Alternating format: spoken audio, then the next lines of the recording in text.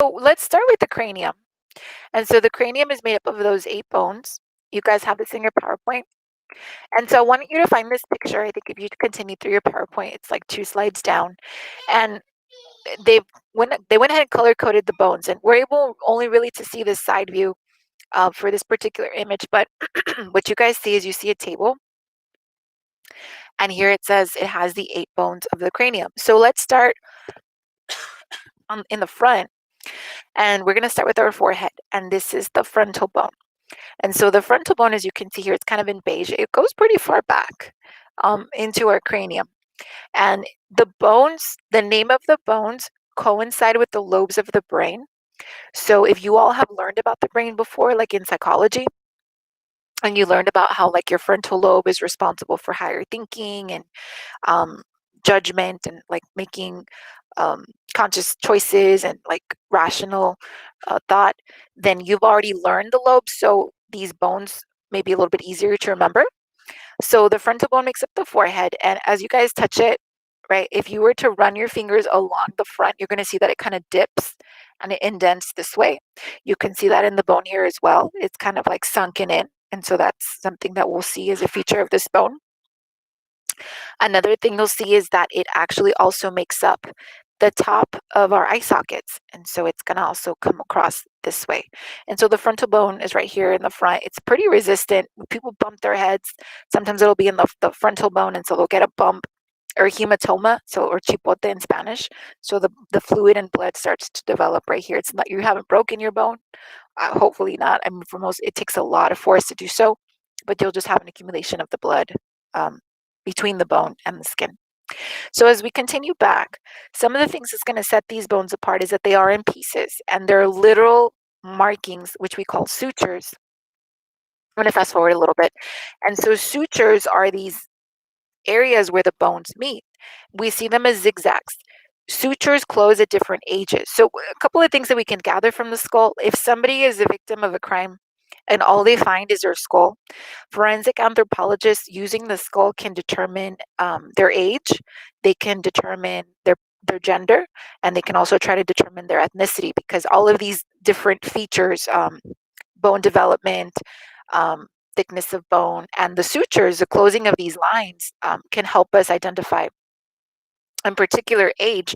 And so what we have here is you guys are seeing like a view from above, a transverse view of this particular the skull over the top.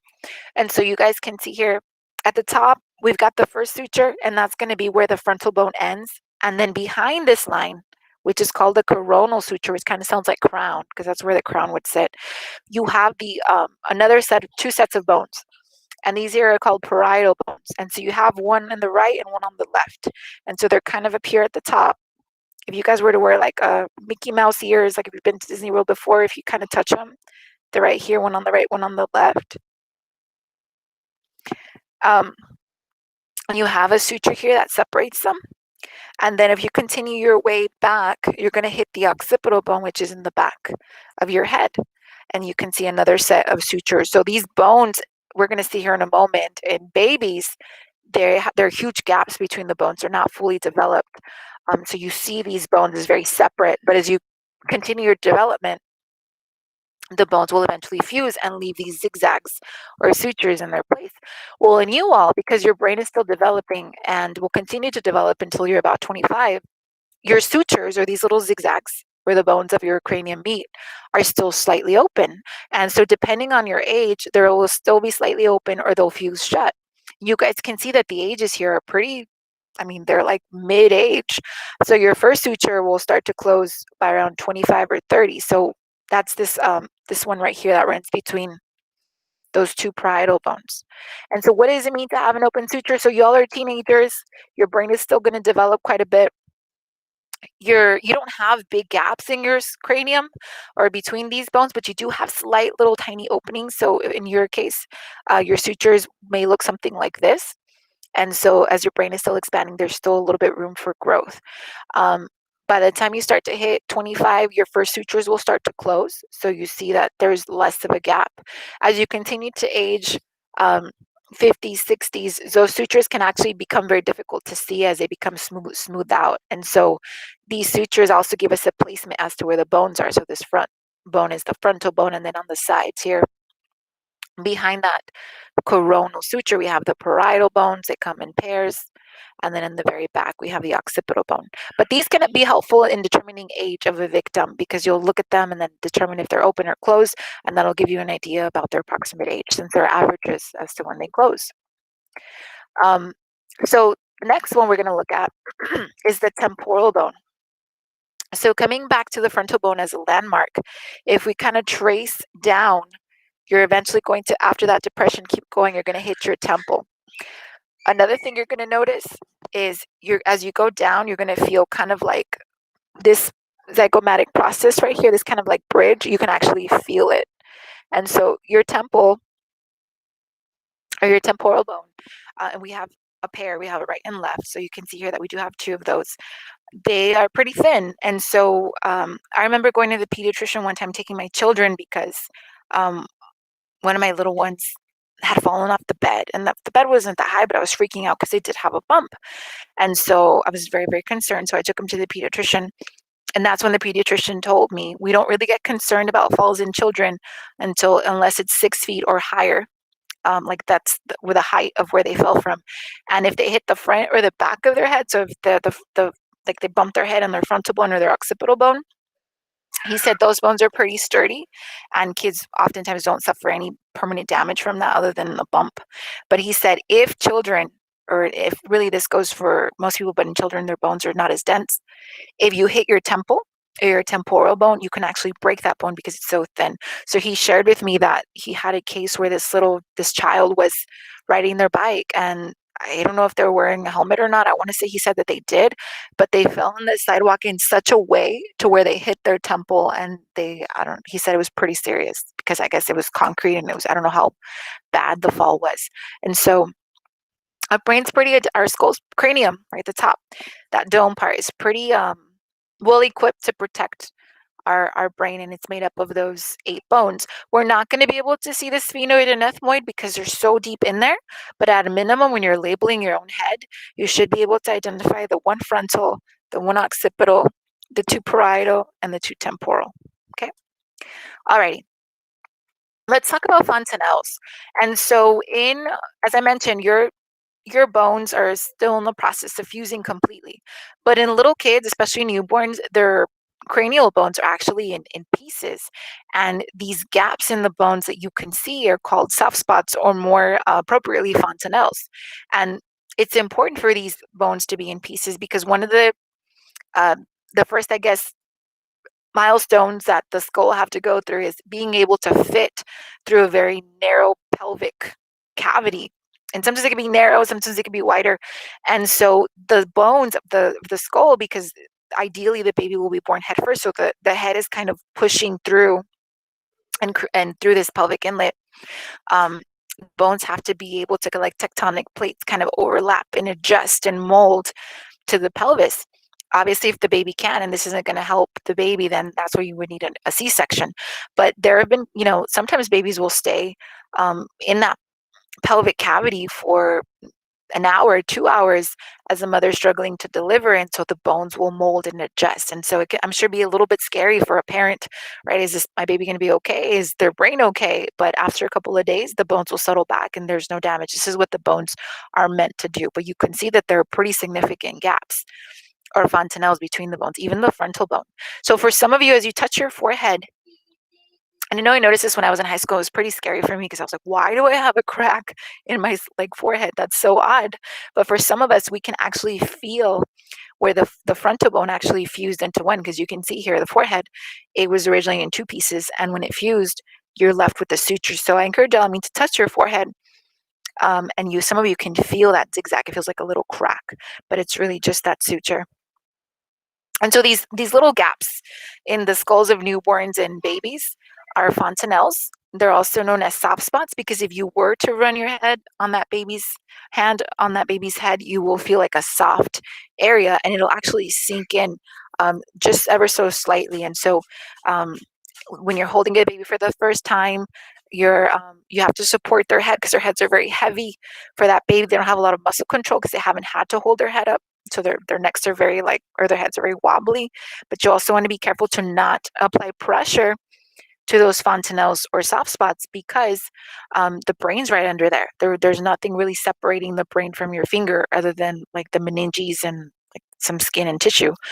So you'll have to be very careful with babies, and by about age 2, those fontanelles will fuse and then they'll have their sutures, which will stay slightly open right as the brain develops. Okay, so let's look at the facial bones. And so I'm going to come to yours because we're not going to be able to cover all 14. And some of these, because they are in pieces, it'll add up to 14. And so there are a couple that we won't be able to observe, but I'm going to come to yours. I think yours has it. And so this week, y'all are going to use your own skull to, you're going to use your face to identify these. So I'll do the ones that you're going to be responsible for with you. So let's start with the nose. So the neat thing again is the bones are color coded, so we can see how far back into the skull some of these bones go, and we're able to kind of really appreciate their entire anatomy because they're color coded. We can also see the ones that are in pairs because we can see the right and the left side are color coded the same. So let's go ahead and start with the nose. So we have a nasal bone, and so if you guys feel your nose, right, you're going to feel this very hard bone. And then if you continue to trace your hand down your nose, eventually the bone ends and then you have cartilage making up the rest of your nose. So when we look at skulls, they look rather interesting because it's like their noses looks like it's missing. And that's because we're missing the cartilage part of the nose, which is flexible, and it makes up the end of the nose. When you touch your nasal bone up here at the top, you should also be able to feel how it splits in the middle. You should be able to feel this little crack in the middle of your nasal bone because as you can see in the image, there is a line that runs through the nasal bone separating it between the right and the left. And you can feel that. So growing up, I've always, like usually, I guess when I became a teenager and I became more aware of my nose, I started to become self-conscious because my nose is crooked. And so I have a deviated septum. And so in the middle, there's this separation that's going to separate the right and left right here. That's the vomer, but there's like some cartilage right here and mine's deviated. And so if you look at my nose from the side, you can actually see where the bone ends and then the cartilage begins because there's a drop. I don't know if you guys can see that. And so I've always been very self-conscious about my nose, and I've looked into rhinoplasty. And so for people that go in through plastic surgery, I just didn't have the courage to have this done.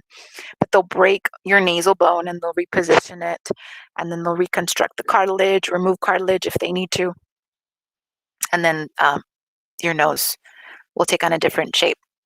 If we continue to run our fingers down underneath our nose, you're going to hit this bone here in the front.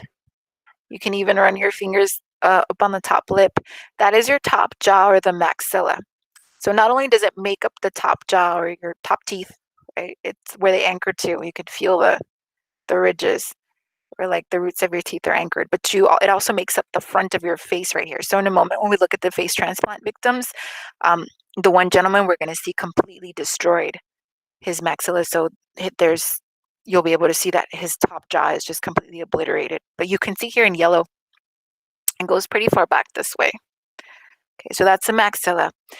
If we continue on this part of the face, right, and you can see that bone in yellow called the maxilla also makes up the eye socket. You guys see that? So this right part of the eye socket right here is also part of the maxilla. We've got one on the right and one on the left, so it's technically 2 bones.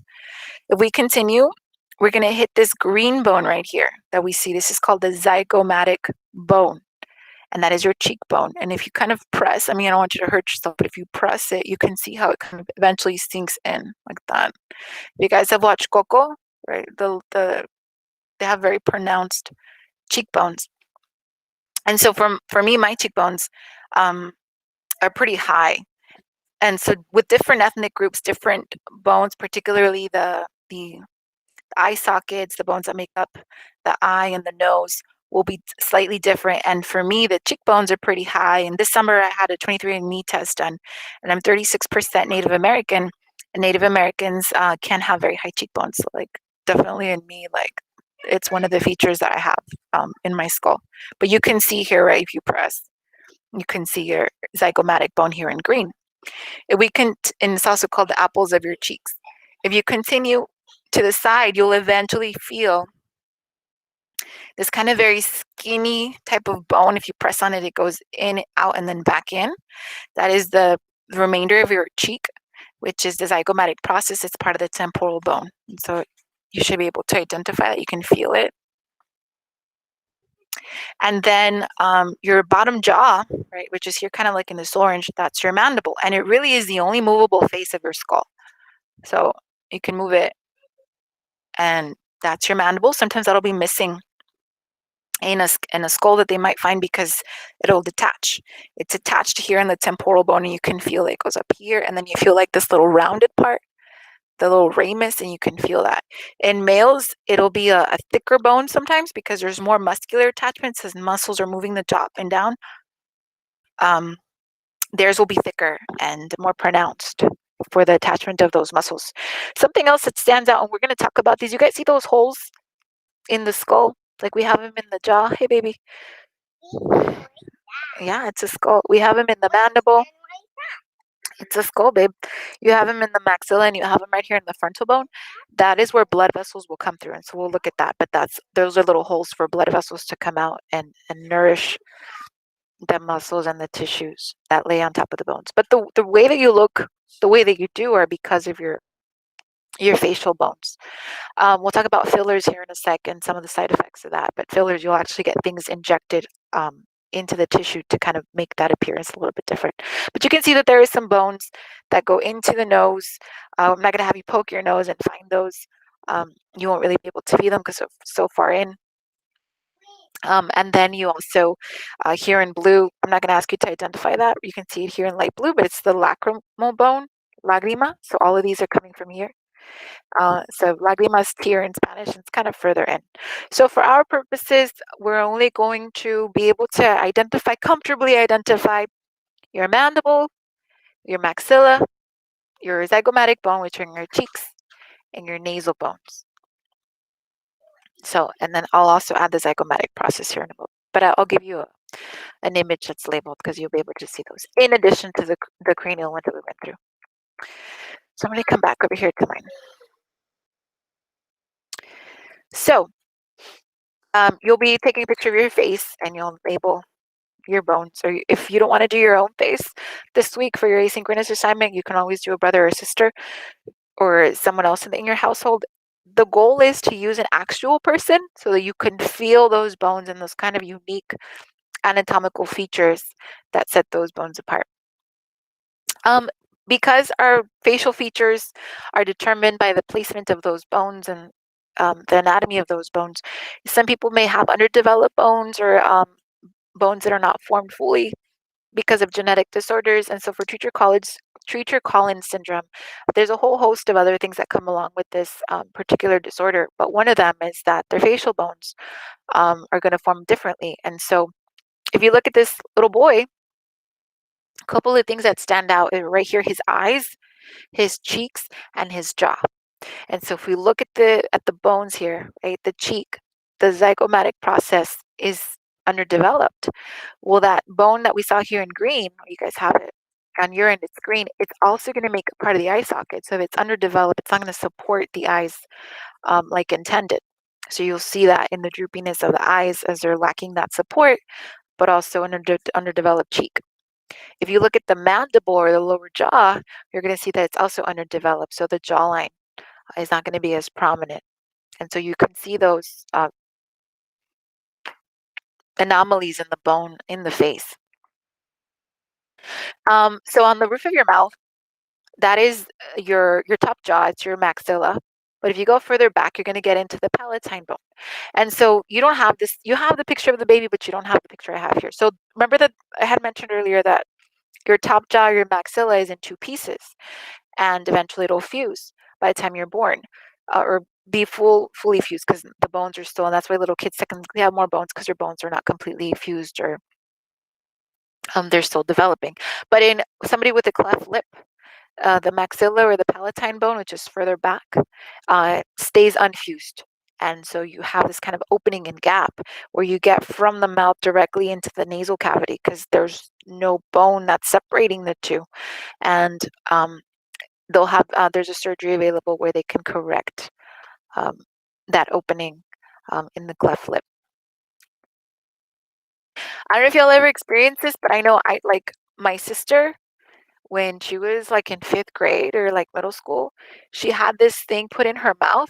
It's called an expander. So for those of you that have had orthodontic work, you may have had this also. And sometimes the bone can be too narrow or they can be too small, and it starts to overcrowd the teeth or affect teeth development because this is your top jaw. And this is called an expander. And what it does is they put this kind of metal device, and every so often they would do this with my sister. They would crank it, and as they were cranking it, it has to kind of be early in their development, so their bones are not completely fused. They'll crank it, and it expands, expands, expands, and the goal is to expand the roof of the mouth. And as they're expanding it, bone continues to be developed, and then it'll open up that top jaw. That's kind of interesting. I don't know if you guys ever experienced that, but I know my Yes, sister I had it. had one before. Did you? What was it like? Did it hurt? No, but like it felt like it broke into tiny little pieces. Your bone did? No, the Oh, little the little metal thing. apparatus. Uh-huh. And then what did they have to Yeah. do? Nothing. They just gave me a regular retainer. Wow. So did your teeth change after that? Yeah, it worked. That's good. And so yeah, usually, and how old were you when you had it done? I think I was like 11 probably. Yeah, I know my sister too. She was just like at starting middle school. Yeah, so your bones they're not fully developed quite yet, and you can get that done. Well, thank you for sharing that with us. But yeah, I remember I was like, oh, that seems painful. So another way I want to share this with you guys, and these are phase transplants. Um, so back in the 90s, there was a movie that came out. It was called Face Off. And in this movie, they took the faces of these two gentlemen. One was a criminal, one was a cop, and they swapped their faces. And in doing so, like they took on each other's identities, and it was like this action-packed movie where like the criminal was now a cop, and um, it was like super incredulous, like, whoa, how does that even happen? And at the time, it wasn't possible. It was something that was just very sci-fi. But with the advancements in medicine and technology, face transplants are now possible. And so sometimes people can suffer some very disfiguring accidents that make it difficult for them to go about in society. Maybe they get a lot of attention, unwanted attention, or they have legitimate issues with breathing or eating. And so a face transplant is going to enhance their lives. And so in this particular situation, here's a young man. He was in his early 20s when he attempted suicide. And when he did, he survived, but he damaged his facial bones. And so with our skull, our facial bones project, right? They kind of stick out. And so in his particular self injury, he damaged his lower jaw, his upper jaw, so mandible, maxilla, nasal bone, some of the zygomatic process, but his brain was spared because he didn't get into the cranium, and so he was disfigured as a result. And so you can see here afterwards, his lower jaw is actually in two pieces because he broke it. There's actually a chunk missing, the part that would make the chin, so it's fused together. He's missing his teeth now because he damaged all those teeth there um, due to the self-inflicted injury. His top jaw is also damaged, so you can see that it's not supporting a lot of his face, and he's got kind of like this additional growth of tissue, but his nose is also gone, right? His nasal, not only the cartilage, but the nasal bone. And so you could imagine like breathing must have been very challenging. Um, it looks like had a tracheotomy to assist him with respiration probably while he was going through these surgeries. But it might also be helping him to breathe because if you have to eat or breathe, or I don't know how possible eating is without the use of the jaw, right? The mandible. And so this particular young man had the opportunity to get a face transplant. And his face donor is this young man here. And so he died and he donated his organs and his face. And what they did is this gentleman underwent a, I think the surgery was 24 hours. Like it was a very extensive surgery where they took not only the face of the donor, but the bones of the donor, the nasal bones, jaw, the maxilla, everything that had been damaged. They transplanted the bones and then they transplanted the face. And so when we look at the patient afterwards, they don't really resemble their old self because, I mean, you can see some similarities like in the eyes, um, a little bit just in like his expression somewhat, but he also took on appearances from the donor. So you can see the nose, for example, is very different before and after, and it appears to take on the shape of the donor because they took those structures, right, the nasal bone, and so you can see some of that overlap between the two. You can see where they actually took the face all the way down this way and down. You can see some of the surgery, the scars from where they did that transplant. So here's another face transplant. And so it's a pretty novel procedure because you are getting tissue from a donor. They'll try to get as of a close match to you as possible because it's not identical to you. Your body will try to reject the tissue because your immune system is rejecting it since it's foreign. And that's what the immune system is meant to do. They'll have to take immunosuppressant drugs. So again, another self-inflicted injury. Here's a young lady before, after her accident, and then after the face transplant. So in this case, they also took some of the nasal bone and the mandible. So it did change her appearance because she was getting different sets of bones and a face. So when it comes to our teeth are going to be, we have a set of baby teeth or deciduous teeth and our permanent teeth. And so our permanent teeth will be in the mandible and the maxilla, kind of waiting. And as they grow, they'll push the deciduous or baby teeth out. The wisdom teeth or the third set of molars oftentimes don't have a lot of room left. They'll be very far back. And so dentists encourage some of their patients to get them removed to prevent overcrowding, to prevent impacting. Sometimes they'll grow sideways or they'll grow and be very painful because there's not enough room. And so some of you may have had your wisdom teeth removed and they're all the way in the back. Now, our skull, if you think about it, right, not only is it bone, but it's got a brain in there to support, and there's fluid in there to make your brain buoyant, so it's not so heavy. But in order to make your skull a little more lightweight, there are these hollow areas within the skull called sinuses. And normally they're just hollow air-filled spaces. Sometimes, and you can see them here in the picture, and just hollow areas. We've got them here in the frontal bone and in the upper jaw, the maxilla, right here in the face. Sometimes they can get filled up with fluid like mucus, like after allergies, like an allergic reaction, like if you have a lot of sneezing or a lot of discharge from your nose, or even a respiratory infection. And so they'll get inflamed from the bacteria that's allowed to grow in the mucus. And that's a sinus infection. It can feel very painful, a lot of pressure in this area. If you guys have ever experienced one, it can be pretty painful, especially if you kind of look forward, the pressure builds and there's a lot of pain within the sinuses.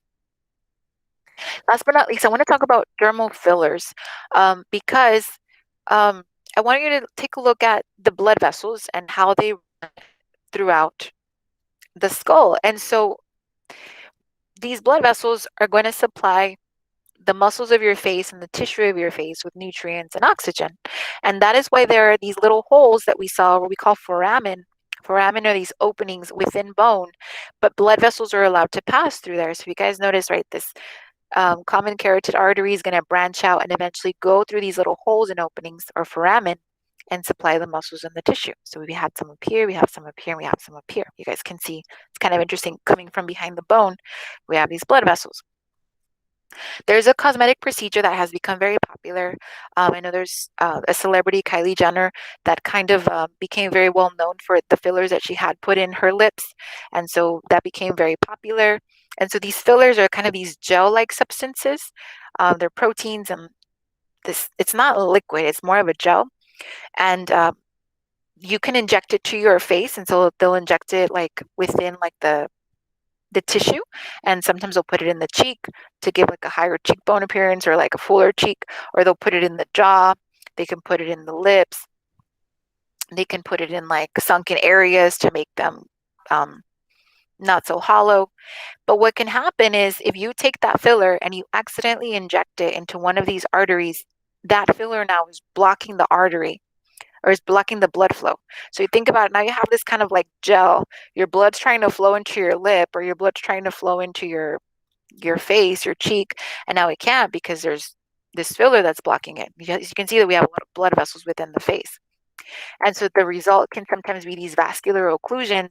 Well, while bruising is normal, right, because you're poking the face with a needle, occlusions are where like the blood flow is not going into those cells anymore, so those cells start to die. And so you'll start to see necrosis, tissue death. Sometimes you'll even see like immediately the tissue becomes white, like the lip looks white. There's no more blood flow going to it, so it's called blanching. So like if you press your nail bed and then you look at it, it's like kind of whitish and then it fills up with blood. And so those are all signs that you've hit an artery. And if they can't reverse, like dissolve the filler or remove it somehow, that tissue can die, and then they'll have to remove that part of the lip, or sometimes it'll lead to blindness if it's very close to the eye. And so this can be a side effect of those dermal fillers. Here's another one. So the nasal labial folds right here, some people may want to get them filled so they're not so sunken in, and they can result in those vascular occlusions. So it kind of gives a mottled appearance. It starts to become, you can start to see kind of like this purplish blackish hue, and then the tissue will start to die as the bacteria feed off of the dead flesh now because there's no more oxygen or nutrients going into it. The last thing I want to point out is, so a foramen or foramen are little holes in bones for blood vessels to pass through. There is this very large one at the base of our skull, and it's called the foramen magnum because that is where the spinal cord is going to exit and then go into the vertebral column. So it's very, very large, and it's at the base of your skull, and that's why it's called magnum. It's very large, and that is where your spinal cord will exit through into your vertebral column.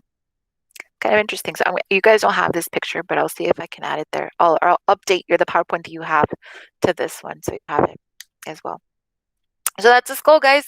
This week you will take a picture of your face or a volunteer's face, and you'll find some of the bones, not all, because we're limited to what we have that's we can touch, and then you guys will label them and just become familiar with some of those bones. And those are the ones that you'll label on a test or a quiz. And I don't know where you guys went. But if you all don't have any questions, I hope you learned something new. You guys are dismissed, and I hope you enjoy your day. Bye. Bye, Miss. Happy 2021. Bye, Miss. Bye. Happy 2021. Bye. Enjoy your day. Bye.